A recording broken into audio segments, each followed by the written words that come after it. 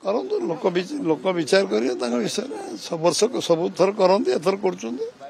ତାଙ୍କ ଦଳୀୟ କାର୍ଯ୍ୟକ୍ରମ କରିବା ପାଇଁ କାହାକୁ ତ ମନ ନାହିଁ ଦଳୀୟ କାର୍ଯ୍ୟକ୍ରମ ସେମାନେ କରିପାରିବେ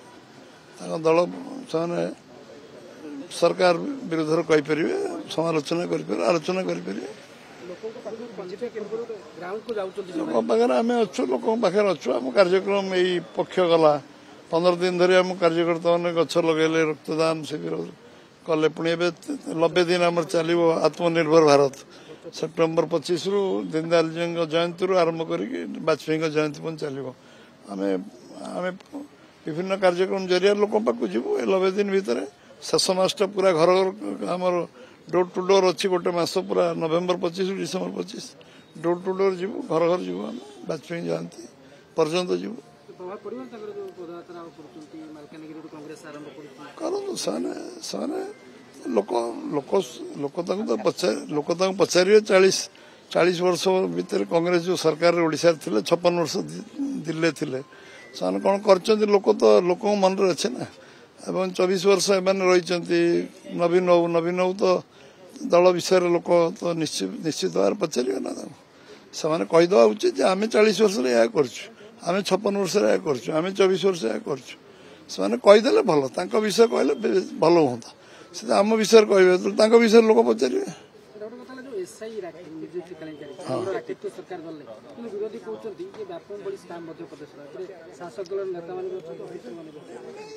ଆମେ ତ ଥିଲେ ତ ପରୀକ୍ଷା ଆମେ କରିଥାନ୍ତୁ 5-6ରେ ବନ୍ଦ କାହିଁ କଲୁ ଆମେ ତ କରିଥାନ୍ତୁ କେଳଙ୍କାର ଯଦି ଥାଆନ୍ତୁ ଆମେ ବନ୍ଦ କାହିଁ କରିଥାନ୍ତୁ ଯୋଉଠି ଜଣାପଡୁଛି ଯେ ଇଏ ଗୋଟେ କ୍ରୋନିକ ଡିଜିଜ ହେଇଯାଇଛି ତାକୁ ବନ୍ଦ କରିବା ପାଇଁ ଅପରେସନ ଦରକାର ପଡିବ ମଲମ ମାରିଲେ ତ ଛାଡିବନି ଅପରେସନ କରିବାକୁ ପଡିବ କ୍ରୋନିକ ଡିଜିଜ ଅଛି ଆଜି ଆମେ କରିଦେଇଛୁ କିଏ କରିଛି ତାକୁ ଇତିହାସ ପଢନ୍ତୁ ଜାଣିବେ ଯୋଉମାନେ କରିଛନ୍ତି ସେମାନେ ଚୋର କହିକି ଭିଡରେ ଚୋର କହିକି ଆଟେନସନ ଡାଇଭର୍ଟ କଲେ କେମିତି ହବ ଖସିବାକୁ କଣ ଚେଷ୍ଟା କରିବେ ଲୋକ ତାଙ୍କୁ ଶାସ୍ତି ଦେଇ ସାରିଲେଣି ଆଉ ଲୋକ ତାଙ୍କୁ କେନ୍ଦ୍ରରୁ ବିଦା କଲେ ରାଜ୍ୟରୁ ବିଦା କଲେ ସବୁଆଡୁ ବିଦା କଲେ ଆଉ ହବ ଠିକ ସମୟରେ ହବ ମୁଁ କହିଛି ଠିକ ସମୟରେ ହବ ଦିଲ୍ଲୀ ଗସ୍ତ ତ ସବୁବେଳେ ହଉଛି ଡେଲି ଆମର ମଝିରେ ମଝିରେ ମିଟିଂ ହଉଛି ଆମେ ଯାଉଛୁ ଯେତେବେଳେ ଠିକ ସମୟ ହବ ମୁଁ କହିଛି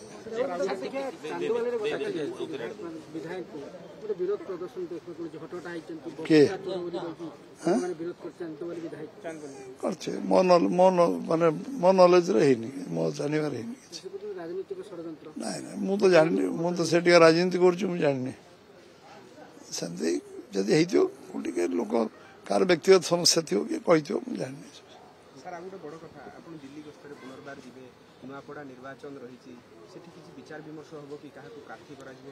ପାର୍ଲାମେଣ୍ଟ ପାର୍ଟି ନିଷ୍ପତ୍ତି କରିବ ତ ସବୁ ସର୍ଭେ ତ କେନ୍ଦ୍ର ବି କରୁছে ଆମେ ବି କରୁଛୁ ଅଟୋମେଟିକାଲି କେନ୍ଦ୍ର ପାର୍ଲାମେଣ୍ଟ ପାର୍ଟି ହିଁ ଡିସାଇଡ୍ କରିବ